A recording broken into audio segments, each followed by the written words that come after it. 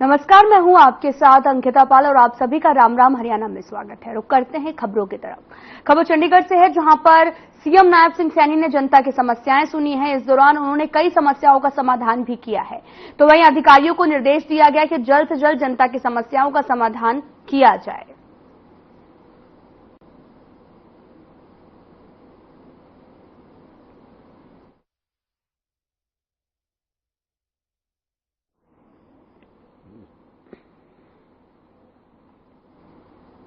चरखी दादरी नई अनाज मंडी में कांग्रेस पार्टी का कार्यकर्ता सम्मेलन आयोजित किया गया है। नेता प्रतिपक्ष भूपेंद्र सिंह हुड्डा और प्रदेशाध्यक्ष उदय भान ने कार्यकर्ता सम्मेलन में शिरकत की है। इस दौरान भारी संख्या में लोग भी यहां पर मौजूद रहे हैं।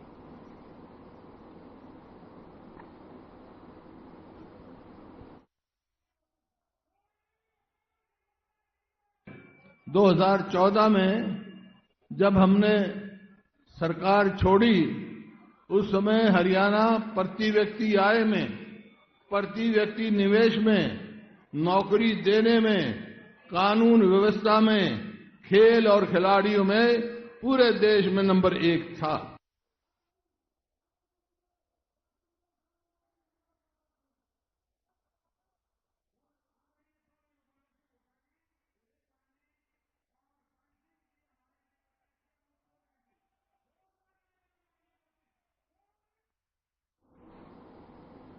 तो अभी आपने देखा कि कांग्रेस कार्यकर्ता सम्मेलन का आयोजन किया गया, जहां पर भूपेंद्र हुड्डा, उदय भान भी मौके पर मौजूद रहे। बढ़ते हैं अगली खबर की तरफ। हरियाणा के पूर्व गृह मंत्री अनिल विज ने राहुल गांधी पर निशाना साधा है। उन्होंने राहुल गांधी को चैलेंज करते हुए कहा कि राहुल गांधी अगर अपने आप को इतना ज्यादा पॉपुलर मानते हैं तो अंबाला में विधानसभा का चुनाव मेरे मुकाबले में लड़कर देख लें, अपनी लोकप्रियता का पता चल जाएगा। जो हाथरस का हादसा हुआ है, उसमें हमारी सरकार बहुत गंभीर है और उसकी जांच कमेटी भी बना दी है और जो रिपोर्ट आएगी कार्रवाई भी की जाएगी। जहां तक मुआवजे की बात है, तो वो तो जो स्टेट ने ऐसे केसेस का तय कर रखा है वो सारों का एक ही होता है। मोदी ने स्टार्टअप शुरू किया है, आत्मनिर्भर भारत शुरू किया है। जितना मोदी ने प्रोत्साहन दिया है छोटे छोटे कारोबारों को, उतना तो आज से पहले कोई सरकार सोच ही नहीं सकी। किसी सरकार ने कभी बात ही नहीं की एसएमएमई की बात करने के लिए, सिर्फ मोदी की सरकार ने।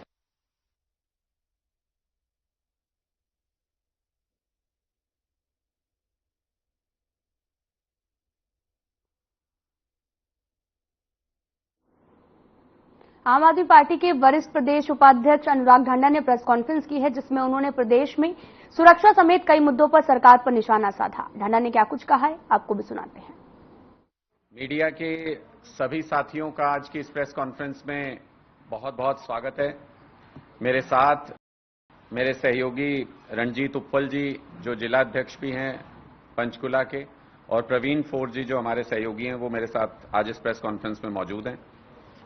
जैसा आपको पता है कि आजकल पूरे प्रदेश में पुलिस का या सरकार का राज नहीं चल रहा है, बल्कि हरियाणा में जंगल राज स्थापित हो गया है, जिसमें कानून के दायरे से बाहर निकल करके पूरे हरियाणा के अंदर इस तरह की घटनाएं हो रही हैं।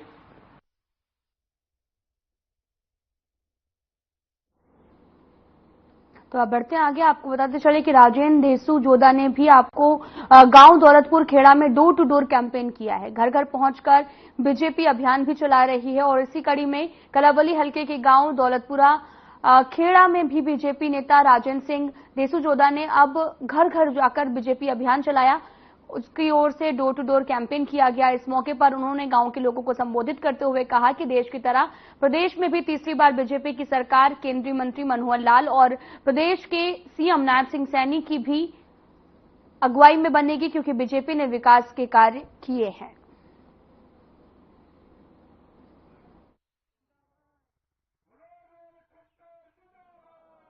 आज कालावाली हल्के के बड़ागुड़ा मंडल के गांव दौलतपुर खेड़ा में बीजेपी घर घर अभियान चलाया और लोगों को घर घर जाके माननीय नरेंद्र मोदी जी की, माननीय नायब सिंह सैनी जी जो देश के लिए और प्रदेश के लिए 24 घंटों में 18-18 घंटे काम कर रहे हैं, उनकी जो सारी गरीब के लिए, किसान के लिए, दुकानदार के लिए, मुलाजिम के लिए जो जो योजनाएं उन्होंने बनाई, विस्तार से घर घर जाकर लोगों को समझाया और लोगों में बहुत ज्यादा जोश है।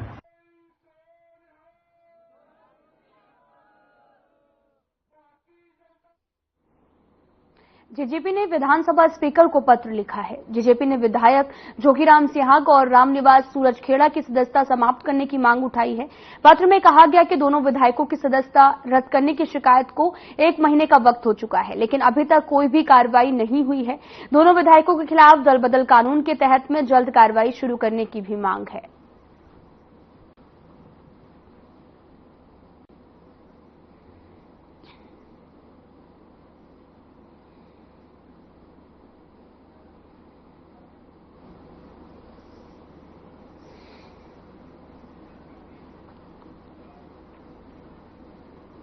दो युवकों में चाकूबाजी के मामले में गिरफ्तार दलित समाज के एक युवक की सीआईए की कस्टडी में हुई मौत को लेकर आपको बताते चले कि जिसको लेकर दलित समाज में भारी रोष भी देखने को मिल रहा। भीम आर्मी और दलित समाज के नेता पुलिस पर भी हत्या का आरोप लगा रहे हैं, तो वहीं मृतक के परिजन भी युवक की मौत को लेकर सीआईए को जिम्मेदार ठहरा रहे हैं।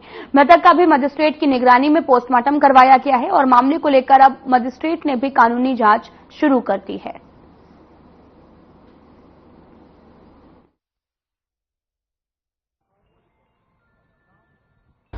अभी जैसे कि बीके हॉस्पिटल फरीदाबाद में खड़े हैं, तो इस तरह की बात जो है उस पर जुडिशियल इंक्वायरी के लिए मजिस्ट्रेट आए हुए हैं और जो कंप्लेंट हमें कंप्लेनेंट से या उनके लीगल गार्जियन से जो भी प्राप्त होगी हम उस पर लीगल कार्रवाई जो भी बनती है वो करेंगे। घटना क्या थी सर, पूरी घटना के बारे में बताएं, तो मामला क्या था पूरा? ये एक मुकदमा पहले जो पुलिस स्टेशन कोतवाली में दर्ज हुआ था जिसमें मारपीट का मुकदमा था और बीएनएस के अकॉर्डिंग उसमें सभी सेक्शन लगाई गई है, तो उसी में ये अक्यूज थे। बेटे के साथ ये 5 तारीख को हुआ। ये किसके साथ हुआ था, किस बात को लेकर? हरीश के साथ हुआ था। ये कहाँ का रहने वाला है? गाजीपुर का। जी आप? मैं जो उनके पास नौकरी करता था, उनकी जमीन में रहता हूँ। उनके मकान? हाँ, कम से कम मैं उनके पास रह रहा हूँ जी, 5-7 साल से रह रहा हूँ। कोई उनका आपस में कोई झगड़ा नहीं था जी। हाँ जी, उनका हमारे लड़के का कोई लेन देन था 1-1.5 लाख रुपए पे।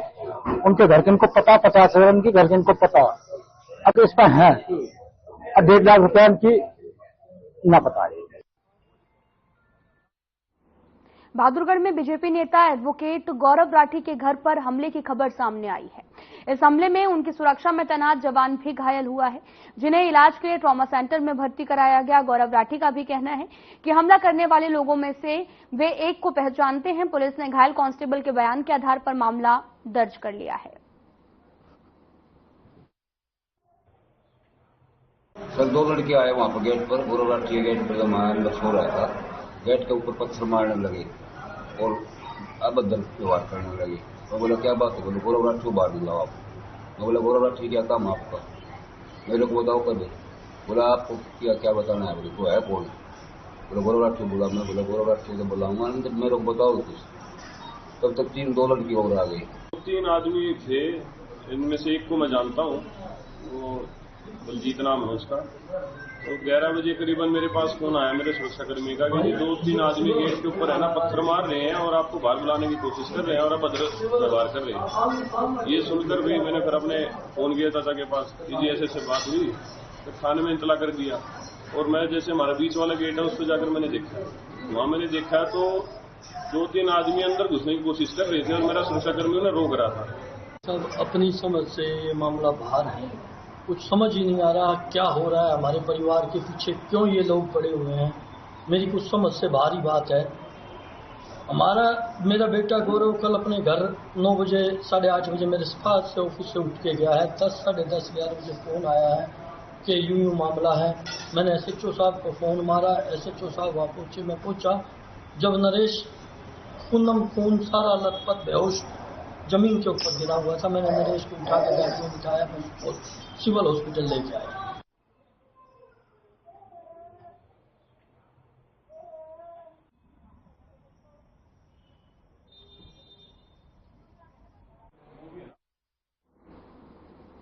गांव कलावली की प्राथमिक पाठशाला में अभिभावकों की ओर से मुख्य गेट पर धरना देकर नारेबाजी करते हुए रोष भी जताया गया है। गांव के निवासी जसमेर सिंह और साथ ही सुखा सिंह और जसविंदर कौर ने बताया कि उनके बच्चे पाठशाला में पढ़ने के लिए आते हैं, लेकिन पाठशाला में स्टाफ नहीं है और सुविधाएं भी नहीं है, जिसके चलते गांव के लोगों ने सरकार और प्रशासन के खिलाफ नारेबाजी करते हुए रोष भी व्यक्त किया है।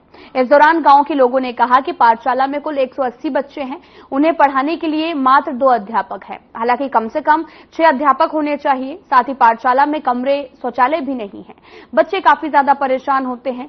एक और जहां पर बच्चों के भविष्य के साथ खिलवाड़ हो रहा है, तो वहीं इसके साथ ही लोगों ने कई बार लिखित रूप में पाठशाला के हेड और शिक्षा अधिकारी को दिया है, लेकिन अभी तक कोई भी समाधान नहीं निकला है।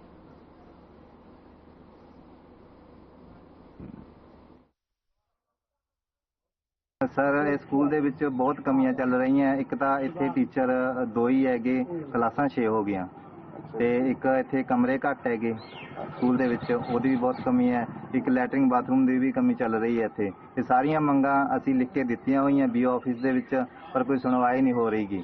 ਇਹਨੂੰ ਲਿਖ ਕੇ ਦਿੱਤੇ ਹੋ ਗਏ ਘੱਟੋ ਘੱਟ 6 ਮਹੀਨੇ, ਪਰ ਇਹਦੀ ਕੋਈ ਸੁਣਵਾਈ ਨਹੀਂ ਹੋ ਰਹੀ। ਬੱਚਿਆਂ ਦਾ ਕੈਰੀਅਰ ਖਰਾਬ ਹੋ ਰਿਹਾ ਅੱਗੇ ਦਾ। ਹੁਣ ਟੀਚਰ ਅੱਜ ਇੱਕੋ ਹੀ ਆਇਆ, ਇੱਕ ਦੂਸਰਾ ਵੀ ਅੱਜ ਛੁੱਟੀ ਤੇ ਹੀ ਹੈਗਾ, पर एक टीचर 180 बच्चे ਇੱਥੇ ਕਿਵੇਂ ਪੜ੍ਹਾ ਸਕਦਾ 180 ਬੱਚਿਆਂ ਨੂੰ? ਤੁਸੀਂ ਦੱਸੋ।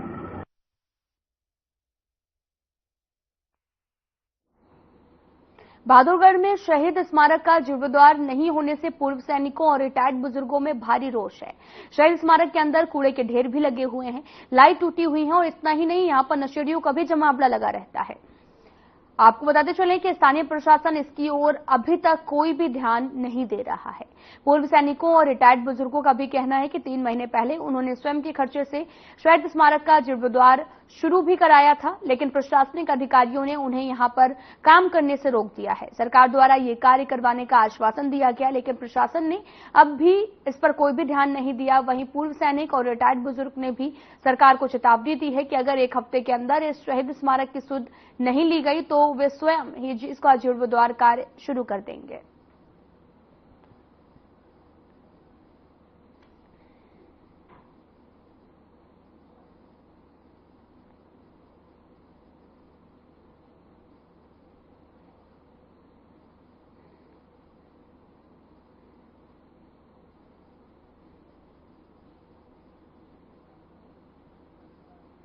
शर्म की बात है कि बोर्ड वो भी यहाँ से उखाड़ लिया या कहाँ गया।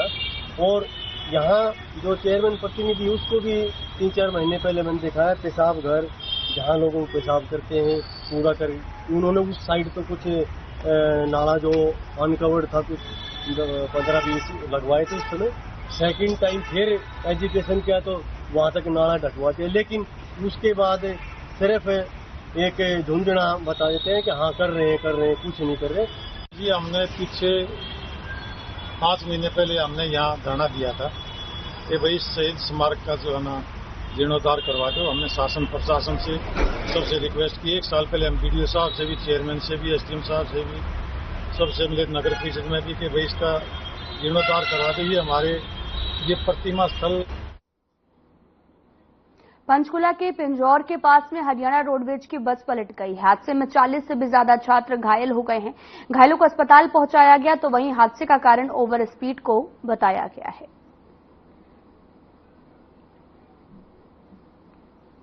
फिलहाल यहां रुकते हैं एक छोटे से ब्रेक के लिए।